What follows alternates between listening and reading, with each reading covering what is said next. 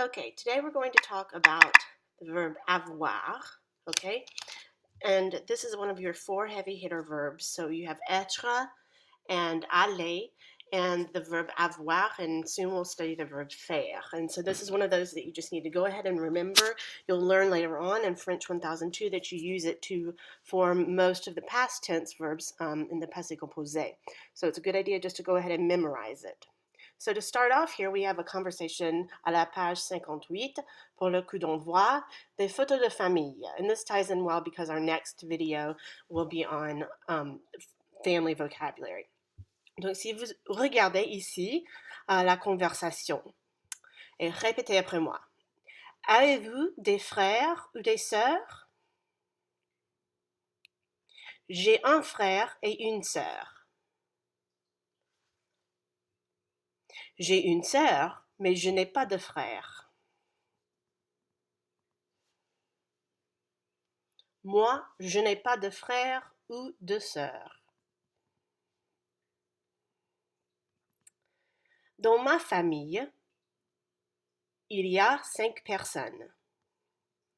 Il y a 3 enfants, 2 filles et un garçon. Ma sœur s'appelle Chantal et mon frère s'appelle Robert. Mes parents s'appellent Bernard et Sophie.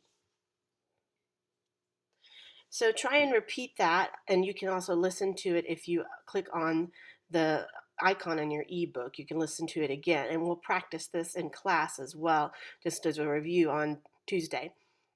And then let's see if you can answer these questions. Avez-vous des frères ou des sœurs? Avez-vous des frères ou des sœurs? So you can see it's the same question as up here, and so you might want to answer j'ai un frère or j'ai une sœur. Maybe you just have one brother, j'ai un frère. Maybe you have 2 brothers, j'ai 2 frères. So see if you can answer that question. Avez-vous des frères ou des sœurs? And then think of your favorite photo of your family, okay? Et essayez de décrire, like Marie does, who's in that photo. So, qui est sur la photo? You can say, dans ma famille, il y a 5 personnes ou 3 personnes, okay? Il y a 3 enfants, 2 filles et un garçon. Okay, so you try and see if you can describe that picture.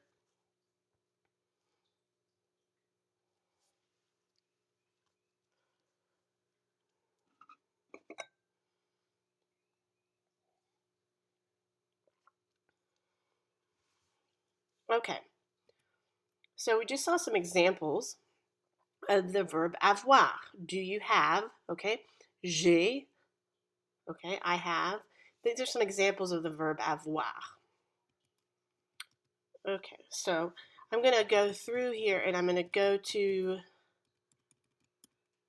the actual, excusez-moi, j'ai perdu. That should be right there. D'accord.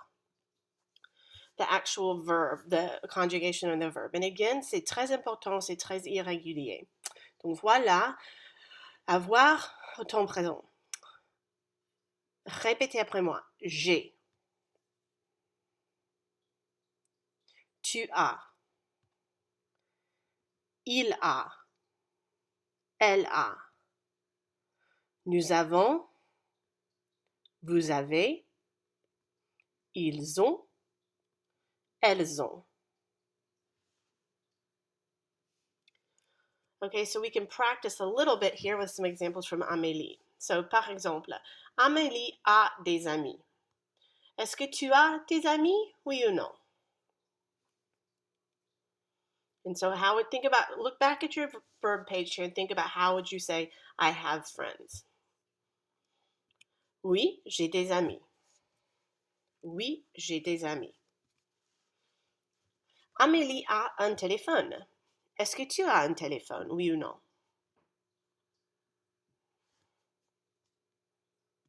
Oui, j'ai un téléphone. Stéphane a une calculatrice. Est-ce que tu as une calculatrice?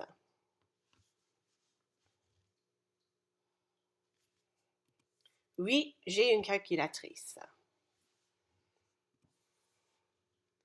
Amélie a des livres. Tu as des livres? Bien sûr, tu es étudiant ou étudiante. J'ai des livres. Ok, attention maintenant, on va changer un peu. Dr. Davidson a une classe de français. Vous avez une classe de français? So let's change it up. Instead of using je, let's use nous. Oui, nous avons une classe de français. Oui, nous avons une classe de français. Dr. Davidson a un livre de français. Est-ce que vous avez un livre de français? Bien sûr. Oui, nous avons un livre de français.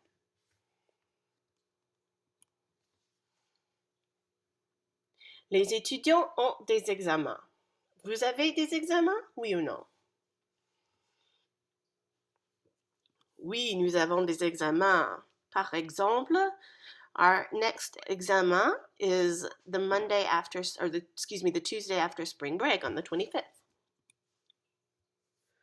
La Sorbonne a beaucoup d'étudiants. Est-ce que VSU a beaucoup d'étudiants? So think that through. VSU would correspond to it, right? So we would say it has.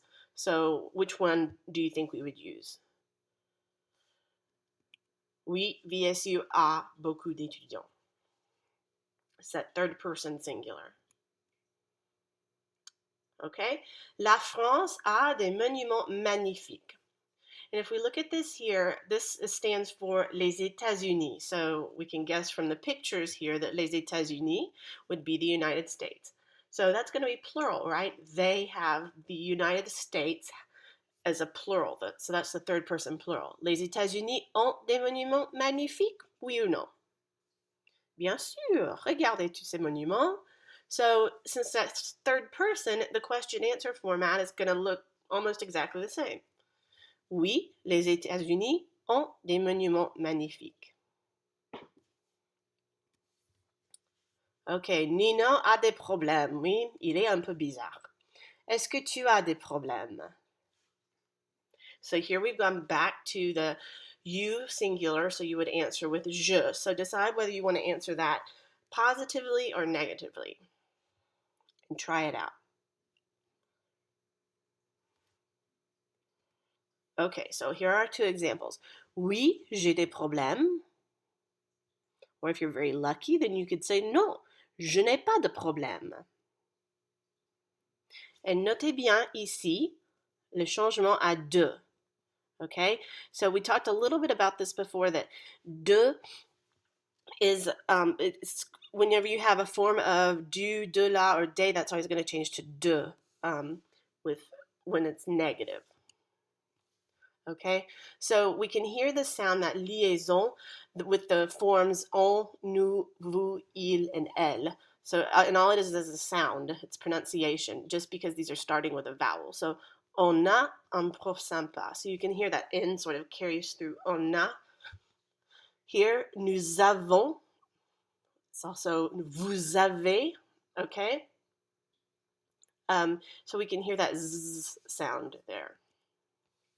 And then again, attention au négatif. It doesn't matter if it's masculine, feminine, singular, or plural. Un or une or des. And when we talk about de la and du, I know I just mentioned that. When we talk about those in the future, the same thing will go there. They're always going to change to de or de apostrophe if the thing that follows it starts with a vowel, okay?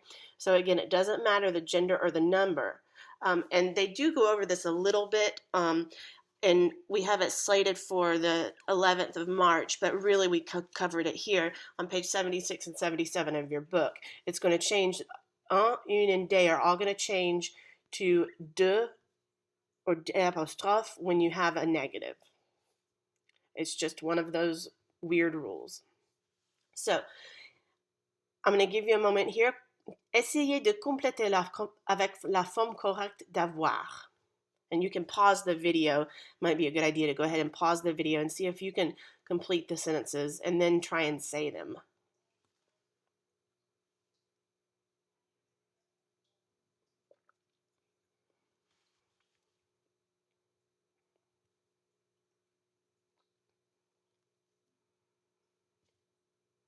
Okay, so assuming you've paused the video for enough time that you needed, and if you haven't, go ahead and pause it again so that you can finish up. We'll go through them together. Numéro 1. Madame Dupont a 3 frères. Numéro 2. Vous avez une grande classe de français. Excusez-moi, une classe de français. Numéro 3. Ils ont 32 ans. And this is interesting. When we talk about age in French, we use the verb avoir. We don't use the verb to be like we do in English. Like we would say they are 32 years old. But here we say, in French, we say they have 32 years. So it kind of help you remember it, think about it like they have 32 years of experience, of life experience. Ils ont 32 ans. Numéro 4. Nous avons un grand appartement. Numéro 5. Elles ont une petite famille. Numéro 6. J'ai un verre de jus. Numéro 7. Tu as froid? So if you didn't get one of those right, go back and look through the conjugation and see where maybe you might have gotten mixed up on one of those. Okay, so this is a good one to practice with, and if we have time in class, we can practice these questions with a partner, but you could try and pose these to someone else. You could formulate the question and ask someone else in English and then try and write out their answer in French, okay? So for example here, tu, and then we want to use our slashes indicates where we want to conjugate the verb avoir, okay? Un chien, and then the answer would be oui, okay? So the first question would be, tu as un chien? And then the answer, since it says oui, oui, j'ai un chien. Now, a model where it says non, where it's negative. Ils, and so we want to conjugate the verb avoir. Ils ont un livre? Non, ils n'ont pas de livre. Because remember that weird little rule with un going to de there.